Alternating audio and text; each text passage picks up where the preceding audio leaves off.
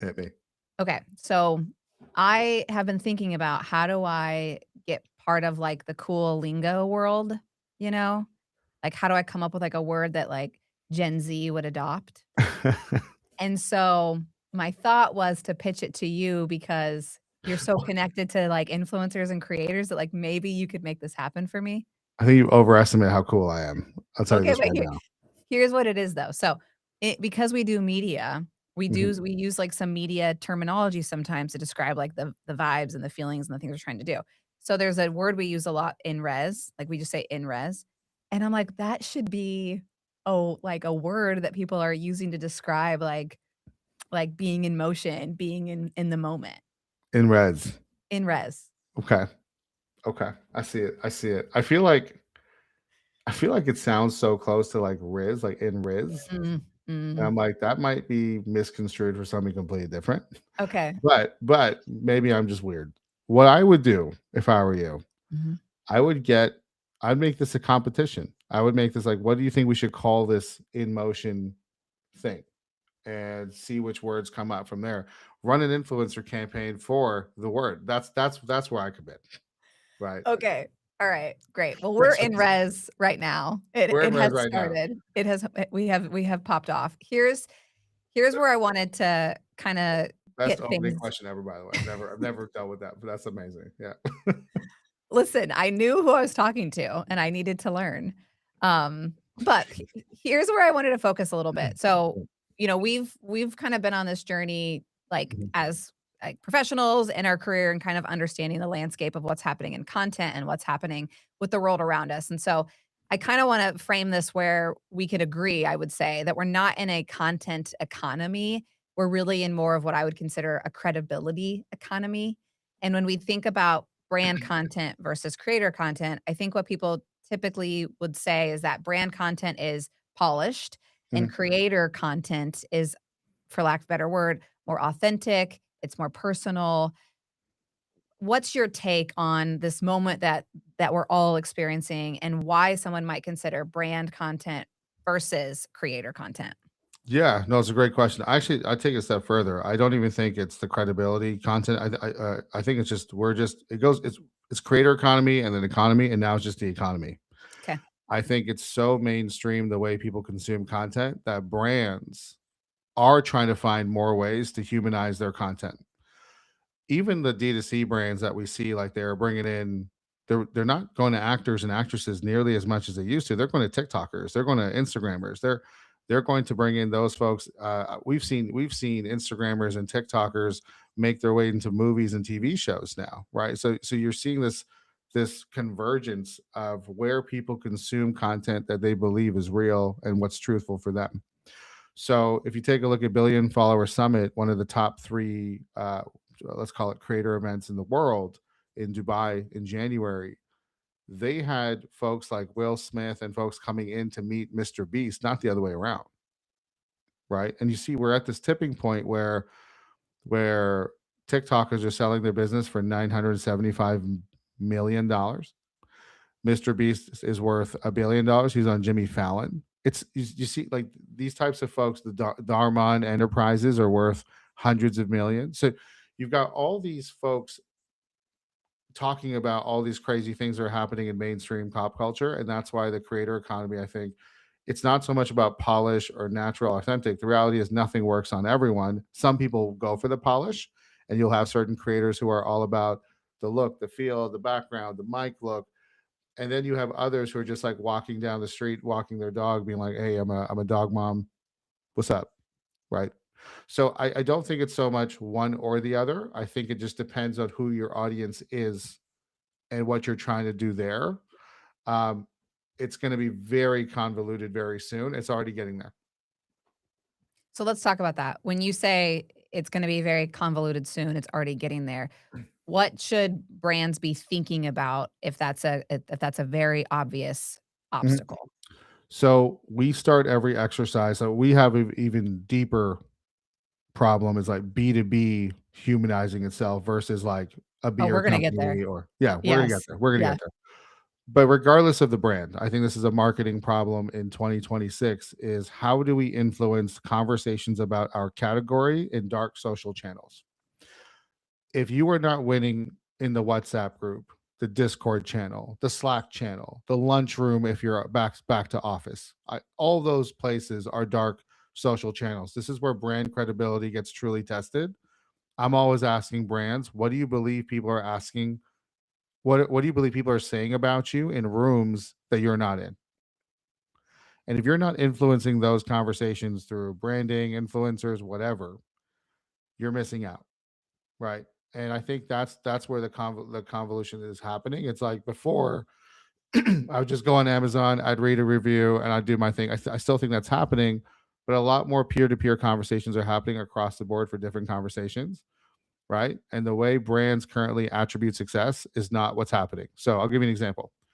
I asked my cousin Sonia, shout out Sonia Milton, what's up? I was asking her like, hey, what's your favorite neck pillow for traveling? And she told me this like unique brand. And then I went to their website and I typed it in. Now the brand is going to think, oh my God, Google organic. Holy smokes.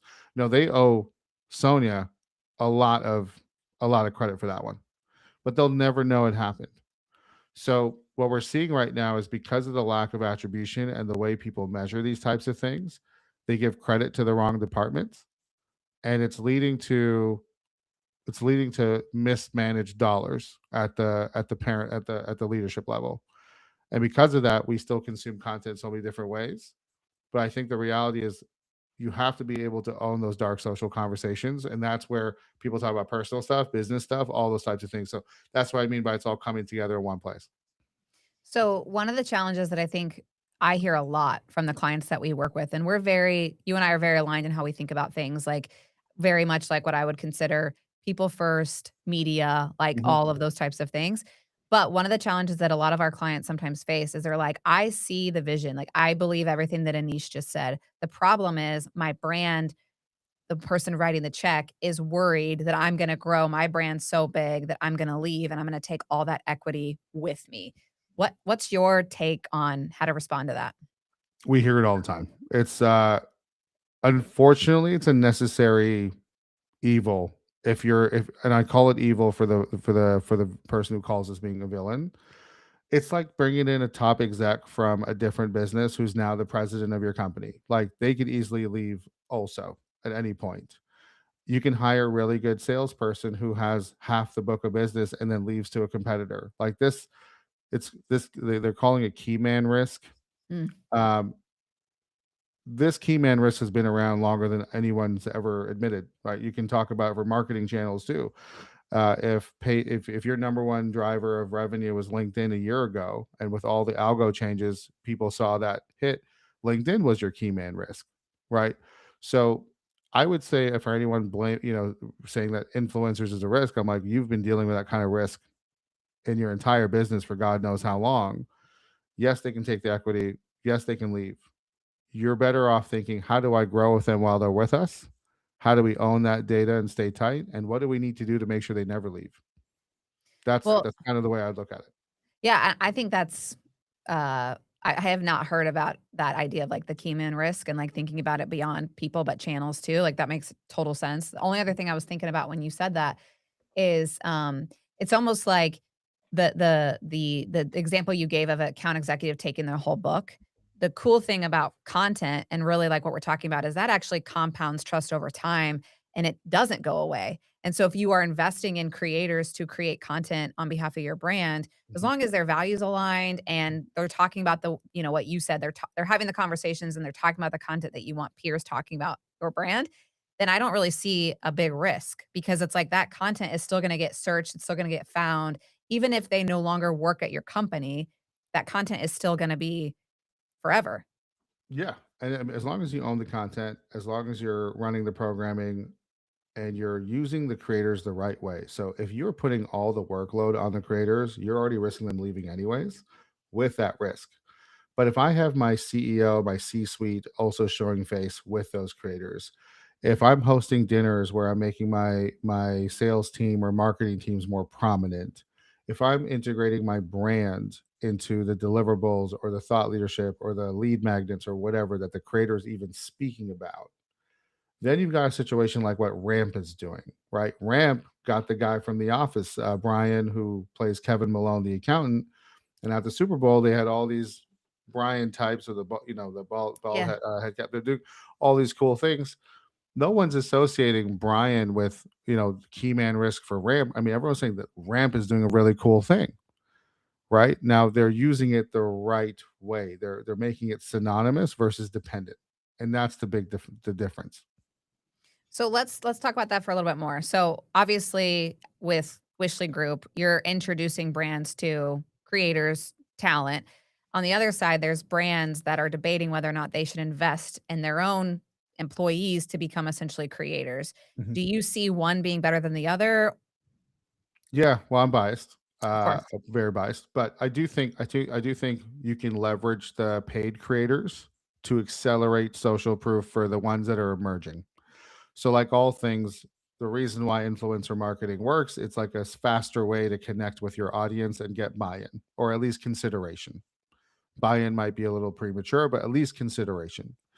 But if I have a thing with Morgan or John or Jen Allen Knuth and Devin Reed, all these people that we rep, and I'm doing a podcast with a very prominent or up and coming executive who has the chops to do well on social, but just hasn't done it yet.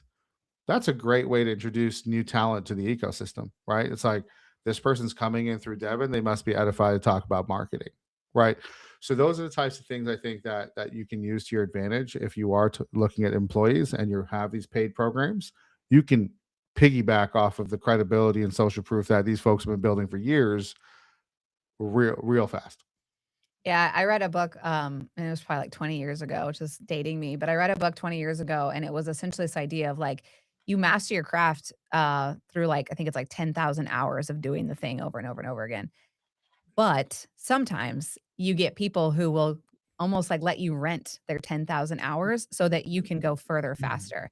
And so the way that I'm thinking about what you're talking about, it's like it's not you don't have to choose. It's just like be strategic in how you're leveraging homegrown creator talent and talent that lives outside of your organization so that you have more of like an ecosystem because one is going to help grow your influence, your awareness fast, and the other is maybe more of that long-term impact that is that idea of like content compounds and compounding trust creates trust is kind of the way that I'm thinking about it. It's not choosing either or, it's choosing how and when.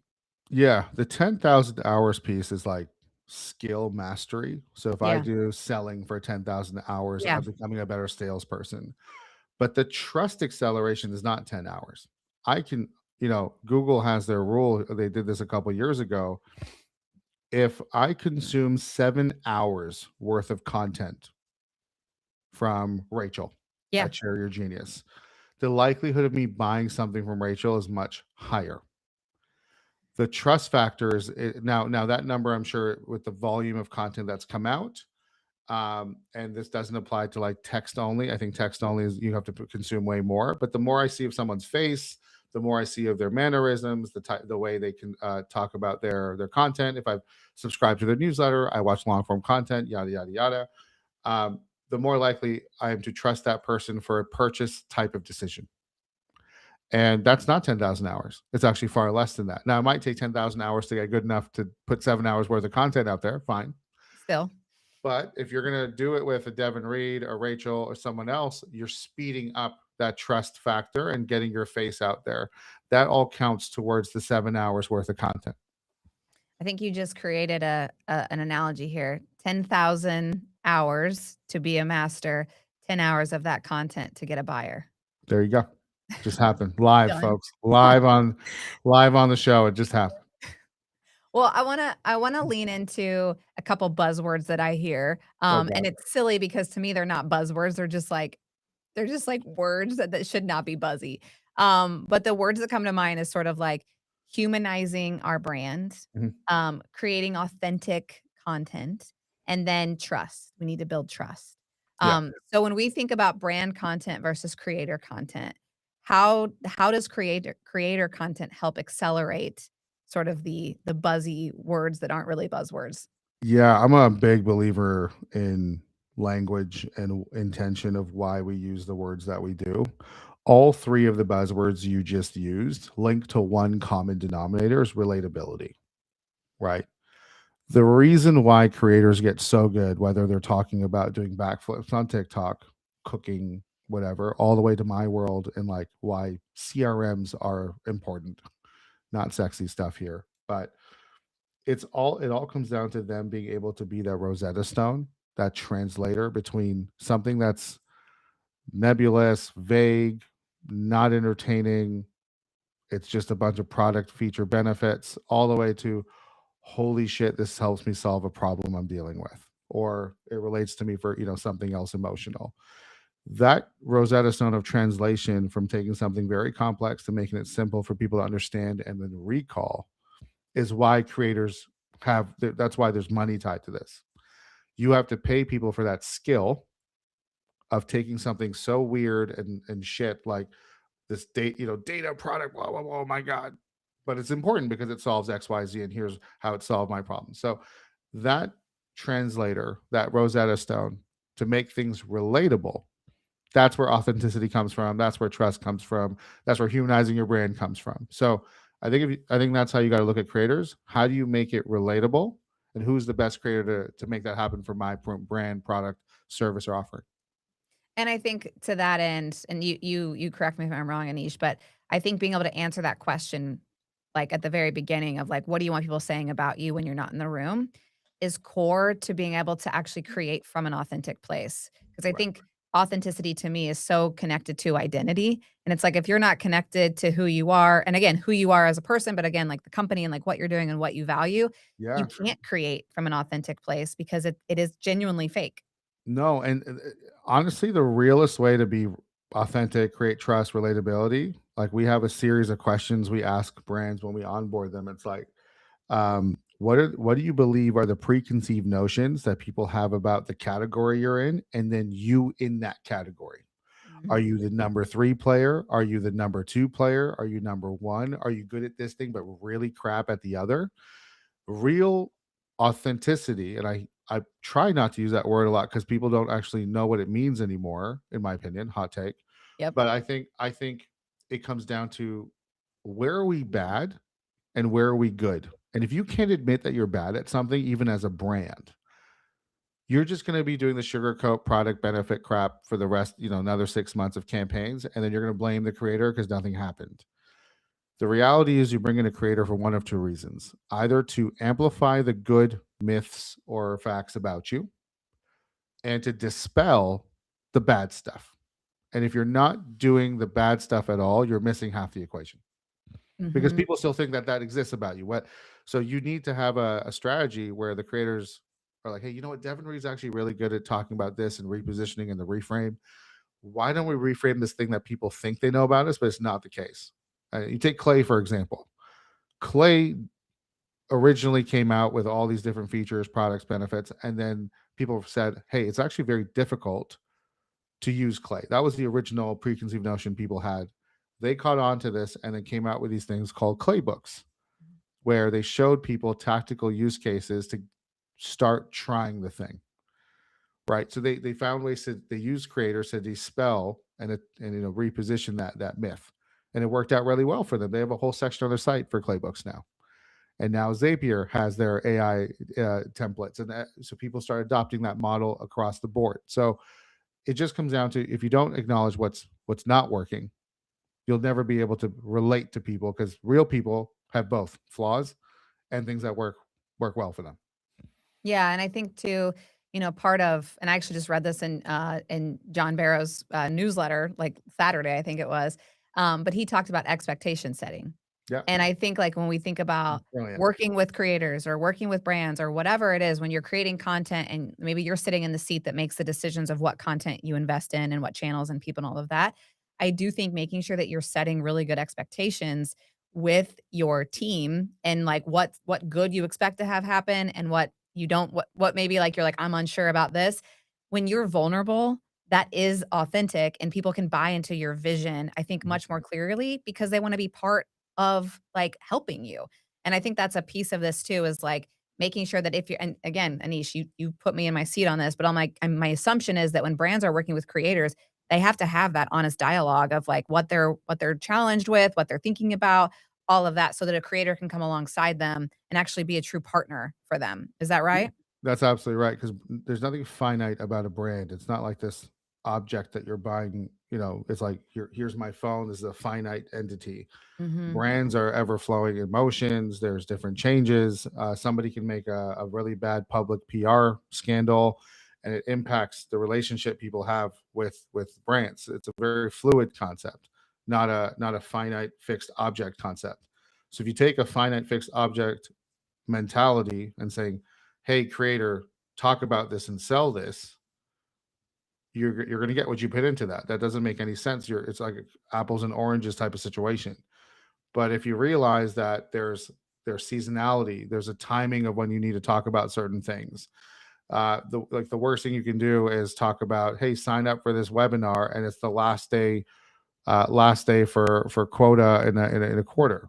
March 31st and the week leading up to end of March is probably one of the worst days to do a webinar, because there's a seasonal element to the way people consume your content.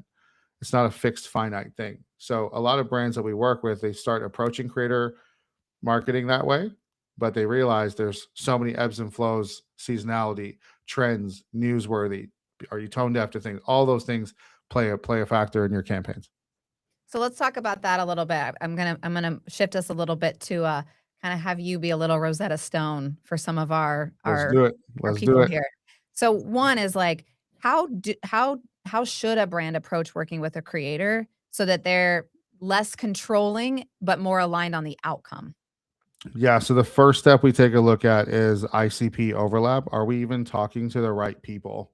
The worst thing you can do is give somebody a message for an audience that they kind of talk to, because then the way that the audience they are speaking to is not receiving the right message. It's not meant for them. So once we align on that and you are talking to the right folks, the next thing is the series of questions I talked about. What Mhm. are the preconceived notions that you feel are working in your favor? And what are the preconceived notions that are working against it? The creative strategy team, at least on our side, and the creator will then come back with concepts of like, here's different ways that we believe we're going to tell this story.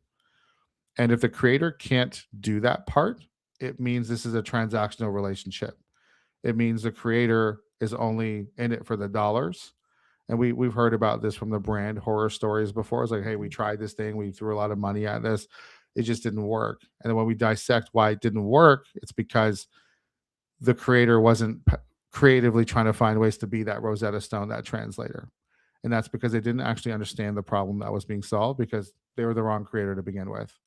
So the way that brands can actually tap in and do that research manually without spending a crap ton of money, it does come down to studying the content of the creator. And most brands, because they've given this responsibility to like an intern or something like that, that person's going to go onto like Rachel's profile and look at the last 5, 10 posts and be like, this is what Rachel talks about. When you have to go a lot deeper and longer into something like that. Um, when you truly understand the story arcs that a creator speaks about, one week it might be about podcast. Another week it might be about social for you. Another week after it might be storytelling and brand narratives. Um, there's so many different things that you talk about as a creator yourself. So I think it's so important to really understand those dynamics. Like, what are the big three things that a creator speaks about, instead of just quickly screening top posts or 5 posts. And then you're able to understand, does this person actually speak to the right people and speak to them in a way that amplifies our positive stuff, or dispels the negative stuff? And that due diligence is very rare to see from a brand. Well, even leading into that too, from a due diligence aspect of thinking about you wanting to maybe invest in your own employee generated content strategy or thought leadership content strategy. Part of what I think a lot of brands miss is that they don't do the due diligence on their own people of like, what Mhm. are they naturally talking about? What are the things that just come to them that you might be able to like help them shape further or like solidify or clarify or whatever? I think that's also a miss that people aren't doing because we live in this culture of speed, and instead of like slowing down enough to actually speed up in what you're doing with the content. So it feels like both of like everything you're saying also applies to brands that are wanting to build up their own creator program? Huge, right? Because the reason they fail is like you give these salespeople, usually it's a sales team that has to execute this, and maybe some marketing folks. It's like brand has pre-approved 5 scripts. These are canned scripts, and you just insert couple names, customer stories, pick which one makes the most sense, and go. I'm also a bit like I'm sure there's people hearing this, but like Aneesh, you told me to do that one time. I'm a part of the problem back in the day doing this myself. Then I learned, right? And I realized salespeople or any human being doesn't want to do a copy and paste approach. They want to tell their own story on a narrative that makes sense for them. The part that brands miss is like they give this task to marketing to what's brand approved and legal approved and jargon approved. They don't talk to customer success to get the real stories. They don't talk to the sales team to be like, hey, how are you positioning this today? The amount of silos that I've seen these brands who are ready to actually implement and deploy these programs, it's insane. So you have marketing talking about your problem and solution in one way. You have sales talking about your problem solution in one way. You have CS talking about your sales and your solution and problem in one way. No wonder it doesn't work. You got to bring the teams together and see what excites everyone the most, and what is everyone. What are those again those vulnerable negative things that we can then can collectively come up with some good content around. And that's where bringing in the right sort of experts, bringing in the right creators, they can accelerate that process. But a lot of brands don't turn that way first. Well, and I think we did a documentary 2020, 2021, I can't remember, with Sangram and Brian Brown over at Go to Market Partners. We did this like a hot minute ago. And one of the things that they were bringing to market for the first time was sort of this idea of like who owns go to market. And there was like all this conversation around who owns it. And at the end of the day, the story was the CEO owns it. And in some level, the CEO owns this too, of like what is the primary message that we want people saying about us, when we're not in the room, and then who are the best people to tell that story. And I think if you can like simplify it to that of like what's the message, who are the right people, and then let the creators create. And that would be the creators themselves, of like who you represent, Anish, but it would also be like what's the talent on your team that can Yeah. really help bring this stuff to life. And so I think it's less a question of like, is brand content better than creator content, and more like it all has to happen. How you do it requires the due diligence that you're talking about. And then I also think like letting go of some of that control is part of the challenge that so many of us feel. And so I don't know if I know we've only got a couple of minutes here. Like if you were going to leave somebody with some thoughts on like how to let go of some of that fear, some of that control, and let people create, like what would you say to them? Yeah. The consequences of failure in content creation aren't really that deep. People move on real quick. Now, unless you do a horrible cancelable event like you mentioned something racial or very sensitive in today's political climate, I'm not saying that's not where I'm going with this. Right. 8 times out of 10, especially in the B2B world, for those listening on LinkedIn, we're talking about something in like something revenue go to market related. So you can post about whatever topic you want, sales, marketing, rev ops, whatever, and if it sucks, I promise you people scroll past it. They don't really care. It's not as deep as people realize. People don't care about you nearly as much as you think. You're more involved with yourself than others are. Okay. You learn from the failure to iterate and keep going in that regard, but it also forces you to find a solution. See, that's the thing. So if I keep putting out content and it sucks, naturally, if I'm still dedicated to this mission, I'm going to try to find answers. That's what's going to get you to connect with the marketing team, the customer success team.